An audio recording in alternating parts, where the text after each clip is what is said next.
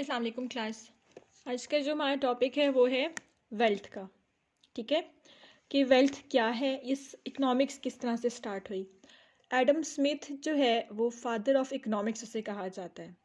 उसने 1776 में एक बुक लिखी थी जिसका नाम दिया था साइंस ऑफ वेल्थ। ठीक है, या उसने डिफाइन किया था इकोनॉमिक्स को कि economics is the science of wealth. Wealth को उसने 4 कंपोनेंट्स में डिवाइड किया। वो कौन से 4 कंपोनेंट्स थे, या वेल्थ को उसने किस तरह से डिफाइन किया।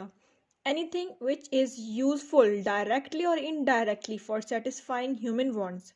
कोई भी ऐसी चीज़ जो कि डायरेक्ट या इनडायरेक्ट ह्यूमन वांट्स को, ह्यूमन नीड्स को, ह्यूमन डिज़ायर्स को सेटिस्फाई कर रही हैं, उसको वेल्थ कहा जाता है। ठीक है, कोई भी ऐसी गुड्स हैं, कोई भी ऐसी सर्विसेज हैं जो कि ह्यूमन वांट्स को सेटिस्फाई कर रही हैं, ठीक है, उसको वेल्थ कहते हैं। According to J M. Keynes, Keynesian भी एक इकोनॉमिस्ट हैं, उन्होंने क्या कहा, all that have got value और कॉल्ड वेल्थ। हर चीज़ जिसकी कोई वैल्यू है, वैल्यू मीन्स कोई स्पेसिफिक प्राइस है, ठीक है, कोई इसकी इंपॉर्टेंस है, उसको हम वेल्थ कहते हैं। एडम स्मिथ ने जो डेफिनेशन दी थी कि economics is the science of wealth, उसको 4 कैटेगरीज में डिवाइड कर दिया गया है। ठीक है, वेल्थ के 4 एस्पेक्ट्स बताए हैं। फर्स्ट जो एस्पेक्ट है उसने कहा है कि वेल्थ की प्रोडक्शन की जाती है। सेकंड जो एस्पेक्ट है उसने बताया है कि वेल्थ को एक्सचेंज किया जाता है। थर्ड है वेल्थ को डिस्ट्रीब्यूट किया जाता है। और लास्ट है वेल्थ की एंड पे जाके कंजम्पशन होती है। तो फर्स्ट जो एस्पेक्ट है वेल्थ का वो है production of wealth. Production of wealth means goods and services produced by labour and bring to the consumer. Means किसी भी चीज़ की प्रोडक्शन करना, किसी भी चीज़ की मैन्युफैक्चरिंग करना, उसको हम वेल्थ कहते हैं। ठीक है, factor of wealth includes land, labour and capital. The main goal of production of wealth is to satisfy human wants. ठीक है, फैक्टर ऑफ वेल्थ हम कह लें या फैक्टर ऑफ प्रोडक्शन हम कह लें कि प्रोडक्शन के टाइम पे कौन कौन से फैक्टर्स रिक्वायर्ड होते हैं, वो ये 3 फैक्टर्स हैं, land, labour and capital. In 3 factors की मदद से हम कोई चीज़ बनाते हैं। ठीक है, और मकसद क्या है कोई भी वेल्थ बनाने का, कि ह्यूमन उसे यूज़ करें, इंडिविजुअल उसे यूज़ करें, कंज्यूमर्स उसे यूज़ करें, अपनी वांट्स को सेटिस्फाई करें। Services directly satisfy human wants which is not included in material form. ठीक है, सर्विसेज भी सर्विस को भी देना। सर्विस क्या होती है, जो कि फिजिकल अपीयरेंस जिसकी नहीं होती, ठीक है, जिससे आपको फ़ायदा हो रहा होता है लेकिन उसकी कोई फिजिकल अपीयरेंस नहीं होती।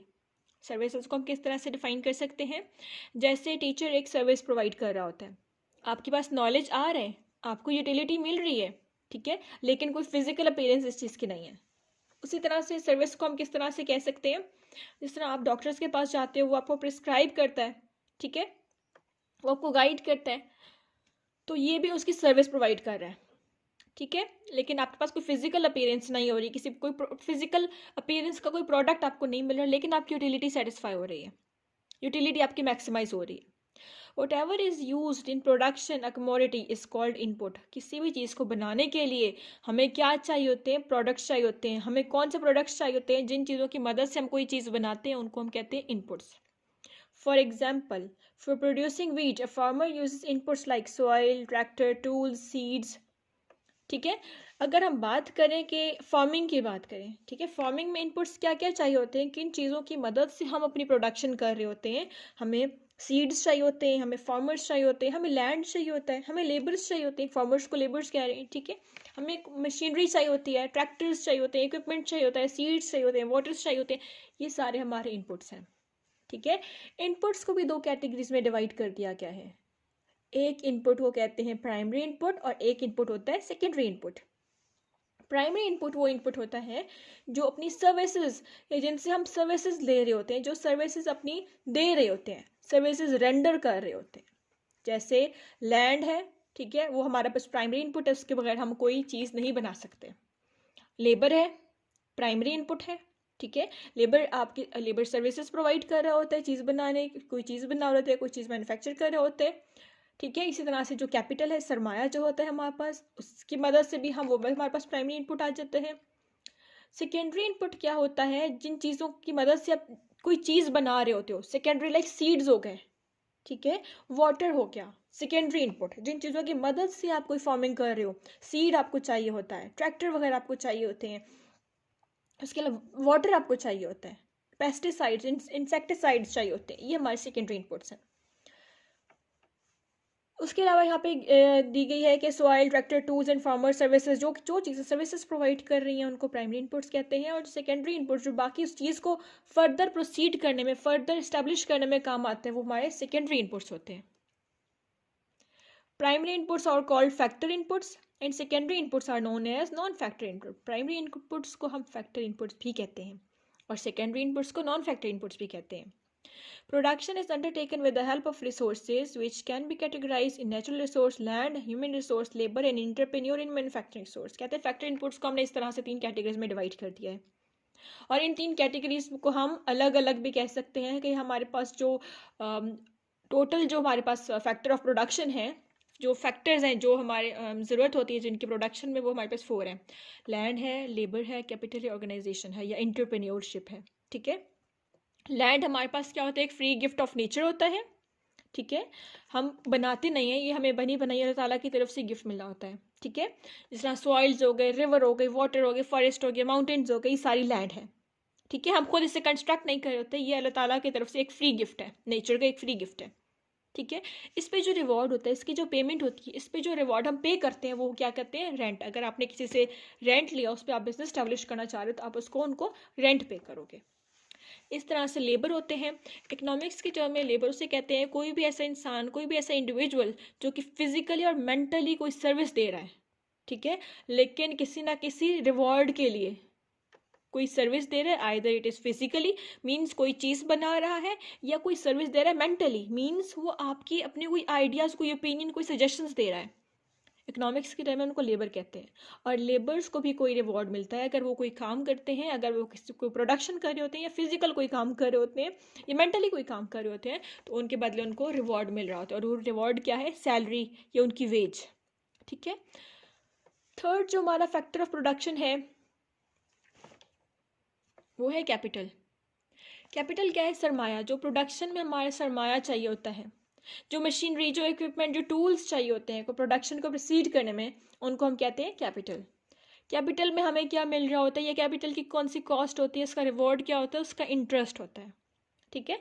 और लास्ट जो फैक्टर है हमारा प्रोडक्शन का, दैट इज इंटरप्रेन्योर। इंटरप्रेन्योर कौन होता है, एक बॉस होता है, एक मैनेजमेंट होती है, एक फर्म का एक ओनर होता है जो कि ये सारी चीज़ों को कंट्रोल कर रहा होता है, एक मैनेजमेंट आप कह सकते हो, एक बॉस आप कह सकते हो, ठीक है, कोई हेड कह सकते हो। एंटरप्रेन्योर एक हेड होता है जो कि सारे इन फैक्टर ऑफ प्रोडक्शंस को कंट्रोल कर रहा होता है, और इसका मकसद क्या है, इसको क्या रिवॉर्ड मिलता है, इसका रिवॉर्ड जो है वो प्रॉफिट है, ठीक है। ये तो हमने पढ़ लिया production of wealth. First wealth का जो फर्स्ट एस्पेक्ट था प्रोडक्शन, हमने वो पढ़ा। अब सेकंड जो एस्पेक्ट है वेल्थ का वो है एक्सचेंज ऑफ वेल्थ। वेल्थ को किस तरह से एक्सचेंज किया जाता है। Exchange of wealth refers to the transfer of goods, material goods only from one person to another or one sector of the economy to another to maintain economic activities। Exchange का क्या मतलब है, wealth को exchange करना। जिस तरह हमने discuss किया था कि 2 फैक्ट्रीज हैं, अगर पेन बना रही है एक फैक्ट्री, तो जो पेन बना रही है फैक्ट्री और दूसरी साथ फैक्ट्री है वो इंक बना रही है, ठीक है। तो दोनों फैक्ट्रीज, उनके पास इतने रिसोर्सेज नहीं होंगे कि वो पूरा पेन ही एक फाइनल लुक बना के मार्केट में दे, या जो इंक बना रही है उस कंपनी के पास भी इतने ज़्यादा रिसोर्सेज नहीं होंगे कि वो इंक भी बनाए और साथ पेन भी बनाए, उसको एक फाइनल फॉर्म प्रोडक्शन दे, ठीक है। एक कंपनी अगर पेन बना रही है, दूसरी कंपनी अगर इंक बना रही है, आपस में ये एक्सचेंज करेंगे प्रोडक्ट्स, ठीक है।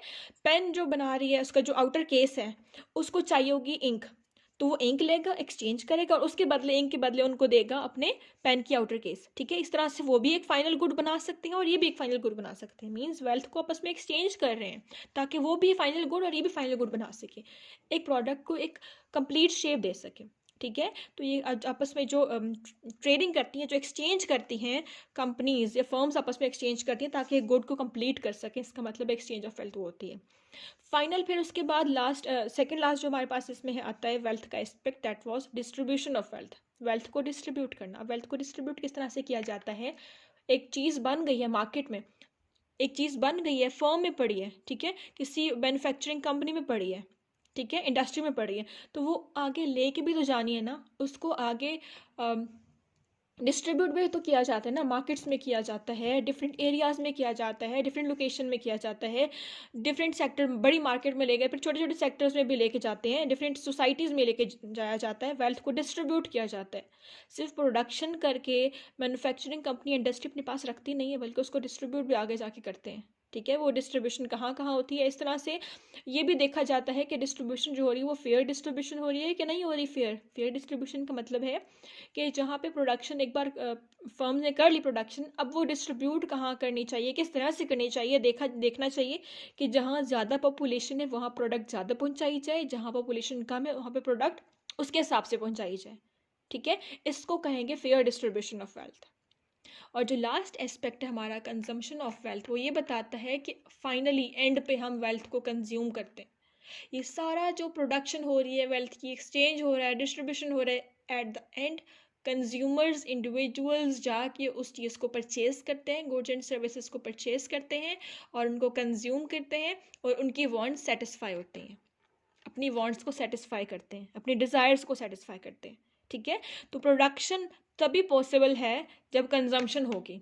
लोग खरीदेंगे ही नहीं, लोग मार्केट जाएंगे ही नहीं, लोगों की वांट्स ही नहीं होगी, तो क्यों वो परचेज़ करेंगे चीज़ें, जब परचेज़ ही नहीं करेंगे तो क्यों प्रोडक्शन होगी।